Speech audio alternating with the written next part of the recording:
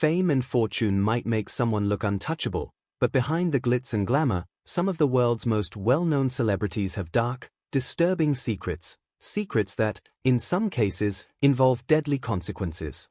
Today, we're going to talk about celebrities who have killed people, some intentionally, some by accident, and some in ways you'd never expect. Some got away without criminal charges, while others faced serious legal repercussions. But one thing is certain, these stories prove that even fame can't protect you from the consequences of your actions. So buckle up, because we're about to take a full-speed dive into the chilling stories of celebrities who crossed the line into murder. First up, we have Ryan Grantham. You might remember him from Diary of a Wimpy Kid, Riverdale, or even Supernatural. A promising young actor, his career seemed to be on the rise, until he made a decision that would change his life forever. Grantham lived with his mother, Barbara Waite, who was his biggest supporter. His father was absent, so his mother played a huge role in his life, encouraging his acting career from childhood. But as he got older, the industry became ruthless. Landing roles wasn't as easy as it used to be, and that struggle seemed to take a serious toll on his mental health.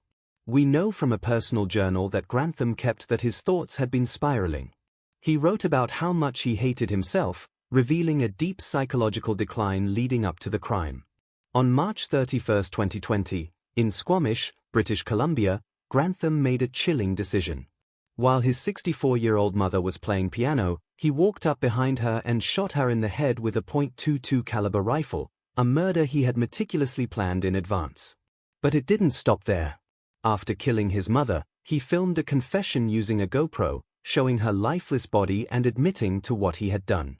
He expressed regret, but not enough to call the police. Instead, he staged a bizarre scene, covering her with a sheet, surrounding her with candles, and then making plans for his next move. And this is where things get even crazier. Rather than turning himself in, Grantham packed his car with weapons, ammunition, Molotov cocktails, and camping gear. His next target? The Prime Minister of Canada, Justin Trudeau. That's right, Grantham had planned to assassinate Trudeau. But somewhere along the way, he had a change of heart. Instead of heading to Trudeau's residence, he drove aimlessly. Then, another horrifying thought entered his mind, committing a mass shooting at Simon Fraser University. Again, he reconsidered. After hours of driving in uncertainty, he finally pulled into a Vancouver police station and turned himself in, confessing to his mother's murder. In March 2020, he pleaded guilty to first-degree murder and was sentenced to life in prison with no chance of parole for 14 years. During the trial, his diary and GoPro footage revealed the disturbing truth, his declining mental state, the self-hatred, the violent urges, and even his obsession with dark web gore videos leading up to the crime. Perhaps the most chilling part? He justified killing his mother as an act of mercy, believing he was sparing her from the pain of witnessing the crimes he had planned to commit. A twisted, tragic, and truly heartbreaking case. And with that, let's move on to our next celebrity criminal. Alright, so you've probably seen Ferris Bueller's Day Off, right? That classic 80s film where Ferris is the smooth-talking, school-skipping legend? Yeah, well, turns out the guy behind that role, Matthew Broderick, didn't just skip school, he was involved in something way more serious. Let's rewind. It's 1987. Broderick, fresh off his Ferris Bueller fame, is vacationing in Northern Ireland with his co-star and then-girlfriend Jennifer Grey. You might know her as Baby from Dirty Dancing, because, of course, nobody puts Baby in a corner. They're out driving in a rented BMW, when suddenly, Broderick makes a critical mistake. He was driving on the wrong side of the road. Now, some sources say it was bad weather, but honestly, it was probably just confusion. I mean, he's American, and in Ireland, they drive on the left side instead of the right. A tragic miscalculation. This mistake led to a devastating head-on collision with another vehicle carrying two local women, Margaret Doherty, 63, and Anna Gallagher, 28. Tragically, both women lost their lives on impact. Meanwhile, Broderick survived, suffering a fractured leg, broken ribs, and a concussion. Jennifer Grey had severe whiplash but was otherwise okay. Compared to what happened to the other victims, they got off easy. Now, here's where things get really controversial. Initially, Broderick was charged with causing death by dangerous driving, a charge that could have landed him years in prison. But somehow, some way, that charge got reduced to careless driving. And his punishment? A fine of just $175. Yeah, you heard that right. 2 lives were lost, and he paid less than what some people get for a speeding ticket. Naturally, people were furious. The families of the victims were heartbroken, and the public was outraged that a Hollywood actor could walk away from something this serious with barely a slap on the wrist. To this day, some people still call him a murderer online, even though it wasn't intentional. But here's the crazy part, his career? Completely untouched. He went right back to Hollywood and starred in some of the biggest movies of the 90s, including voicing adult Simba in The Lion King. Like, one of the most beloved movies of all time. It's wild to think that his career kept thriving after such a tragedy. Nowadays, Broderick is in his 60s, still acting, though not as prominently. But this accident remains a dark chapter in his life, one that, for many, will always overshadow his Hollywood legacy. And with that, let's move on to the next celebrity with a shocking past. Now, let's talk about Sid Vicious, a name that pretty much defines punk rock in all its chaotic, rebellious glory. But behind the spiked hair, leather jackets, and all that raw energy was a man spiraling into a tragic downfall. So, Sid Vicious, real name John Simon Ritchie, became the bassist for the Sex Pistols in 1977. Not because he was a great musician, he actually wasn't, but because he looked like punk rock. Malcolm McLaren, the band's manager, saw Sid's wild energy and decided that was more important than actual talent. And in true punk fashion, it worked. His look, spiked hair, leather, the whole I Don't Care attitude, became the blueprint for punk fashion. But while the world saw him as this untouchable rock star, his personal life was nothing short of a disaster. That's where Nancy Spungen comes in. Nancy was Sid's girlfriend, and their relationship? Pure chaos. Think Romeo and Juliet, but with way more drugs and violence. The two of them were completely wrapped up in addiction, and their toxic, self-destructive relationship became the stuff of rock and roll legend. By 1978, they had moved to New York, staying at the infamous Chelsea Hotel. And when I say infamous, I mean this place was a breeding ground for artists, outcasts, and, well, crime. The couple was constantly high, their hotel room was a mess, and the whole thing felt like a ticking time bomb. Then, on October 12, 1978, that bomb exploded. Nancy was found dead in their hotel room, stabbed in the stomach. And who was the only other person there? Sid Vicious. He initially confessed but later changed his story, saying he had no memory of what happened. Some people believe he did it. Others think it was a drug deal gone wrong. But the truth? We'll never really know. What we do know is that Sid was arrested for Nancy's murder. And if things weren't already spiraling out of control, they were about to get even worse. He attempted suicide while out on bail, and just a few months later, on February 2, 1979, Sid died of a heroin overdose at just 21 years old. And that was it, one of the biggest names in punk, gone. No trial, no answers, just a tragic, messy end to a tragic, messy life. Sid and Nancy became one of rock history's most infamous couples, a cautionary tale about fame, addiction, and self-destruction. And speaking of tragedies, this next case involves a celebrity every single one of you knows, Caitlyn Jenner. So, Caitlyn Jenner is a name that's been all over the headlines for various reasons. Olympic champion, reality TV royalty, Kardashian empire ties, you name it. But in 2015, she made headlines for something much darker. Let's set the scene. February 7, 2015, Pacific Coast Highway, Malibu, California, one of the most scenic and dangerous roads in the country. You've probably driven down it, in GTA 5. Jenner was behind the wheel of a black Cadillac Escalade, towing a trailer. Ahead of her, 69-year-old Kim Howe was driving her Lexus. And in front of Kim was Jessica Steindorf, driving a Prius. Now, here's where things go horribly wrong. Steindorf slows down, Kim Howe hits the brakes, but Jenner? Jenner doesn't stop in time. Her SUV slams into the back of Kim Howe's Lexus at around 38 to 46 miles per hour, pushing the car into oncoming traffic. And just like that, the Lexus is hit head-on by a Hummer. Kim Howe is killed instantly. But the crash doesn't stop there. Jenna's Escalade also hits the Prius in front. And while Jenna walks away unharmed, this is now a serious situation. The police get involved immediately. They make Jenna take a sobriety test. She's sober. They check surveillance footage. No texting, no phone use. So what happened? Well, legally speaking, there was no gross negligence. The LA District Attorney's Office declined to file charges, saying Jenna didn't break any major traffic laws. No reckless driving, no DUI, just a tragic accident. But the lawsuits? Oh, those definitely happened.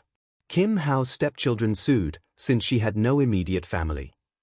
Jessica Steindorf, the Prius driver, sued. The family in the Hummer sued for $800,000. And guess what? Every single lawsuit was settled out of court. Meaning, if you had enough money to make it all go away, you could. And in Jenna's case, that's exactly what happened. The media, of course, ran with the story, but like most scandals, it eventually faded away. Today, Jenna is still in the public eye, still a controversial figure, but this tragedy remains one of the darkest moments of her life. And with that, let's move on to our next celebrity. Let's talk about a face almost all of us recognize, Phil Lewis. You probably know him as Mr. Mosby, the strict but hilarious hotel manager from The Sweet Life of Zack and Cody and its sequel, The Sweet Life on Deck. This guy was a staple of so many childhoods, his comedic timing, his legendary PRN deal scene, you know the one, and just his overall energy made him one of Disney Channel's most iconic characters. But before all that, Phil Lewis had a past that most people don't talk about. Flashback to December 28, 1991. Phil Lewis, just 23 years old, was involved in a fatal drunk driving accident in Bethesda, Maryland. His car collided with another, killing 21-year-old Isabel Duarte, a nanny who had recently immigrated to the U.S. His blood alcohol level was above the legal limit, and he was charged with DUI and manslaughter. Unlike a lot of celebrity cases where lawyers work their magic, Lewis fully accepted responsibility.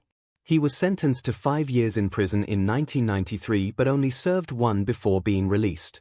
Instead of just walking away from it all, though, Lewis spent 300+ hours doing community service, but not just any community service. He worked in a prison-based theater program, educating inmates on the dangers of drunk driving. And honestly, this wasn't some PR move. He actually used his talent to make a real impact. This effort helped rehabilitate his image, and eventually, Disney gave him a second chance. Years later, he landed the role of Mr. Mosby, became one of the most recognizable faces on TV, and even directed episodes of multiple Disney shows like A&T Farm, Austin and Ally, Good Luck Charlie, and Jessie. Today, he's still working. He directed some episodes of the sitcom Papa's House in 2024 and acted in The Really Loud House, 2023. His career isn't what it once was, but after everything he's been through, it seems like he's still doing what he loves.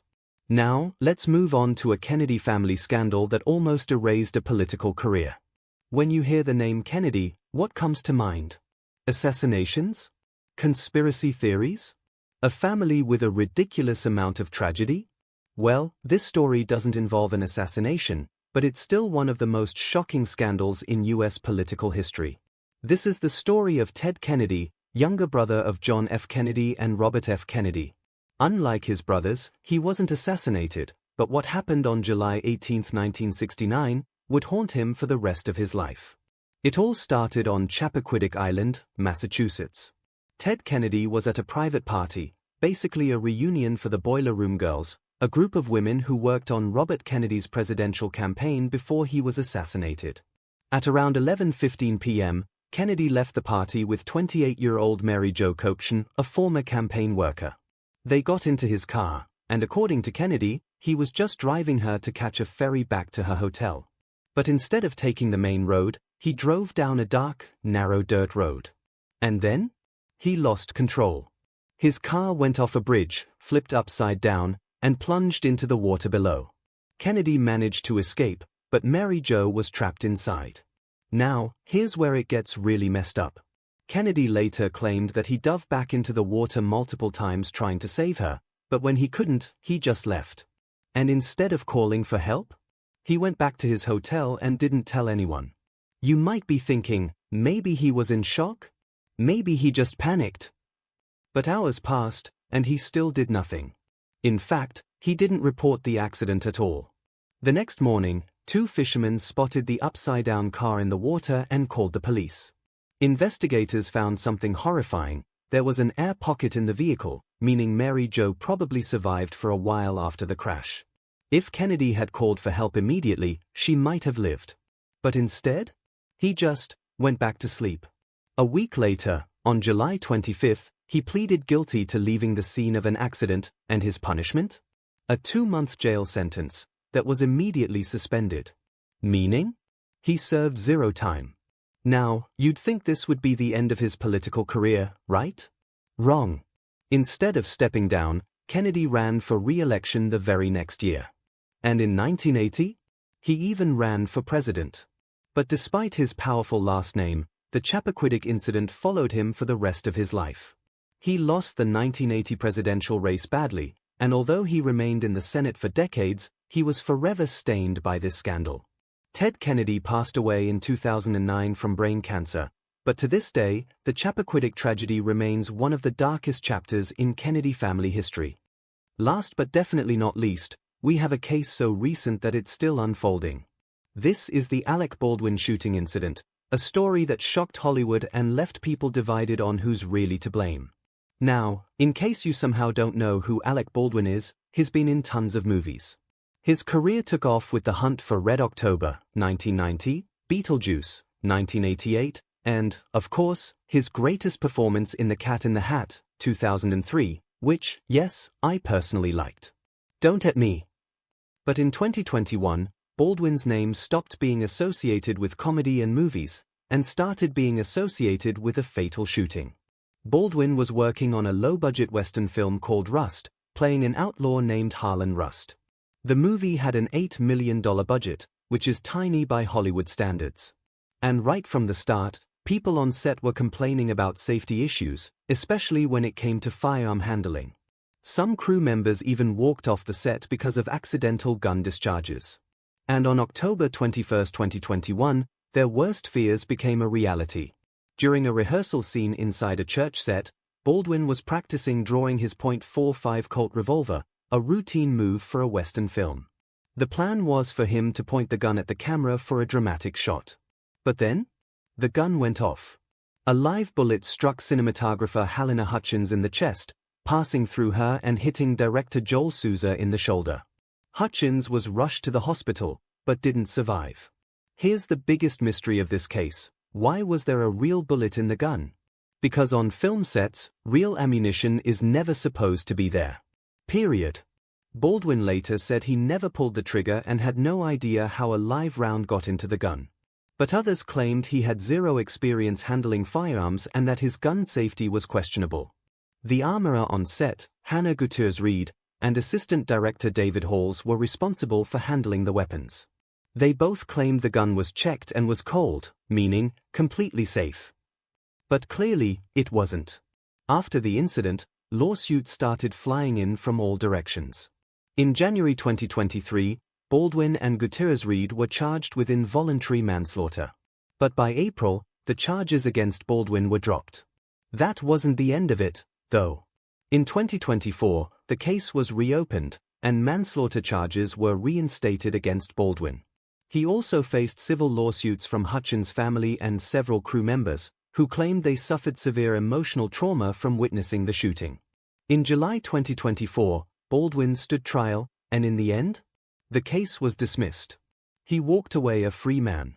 But not everyone did. The armorer, Hannah Gutierrez-Reed, was found guilty of involuntary manslaughter in March 2024. And this is where people are divided. Some say Baldwin should have checked the gun himself before pointing it at anyone. Others argue that he was just an actor and had no reason to question the people in charge of handling firearms. Either way, a woman lost her life, and the chaotic safety measures on that set made it entirely avoidable. These stories just prove that fame and fortune don't shield anyone from tragedy. Some of these cases were tragic accidents, while others involved reckless choices and personal demons. But at the end of the day, lives were lost, and these moments forever changed the people involved. What do you think? Was justice served in these cases, or should things have played out differently? Let me know in the comments, and if you like this video, don't forget to subscribe for more crazy true crime and real-life stories.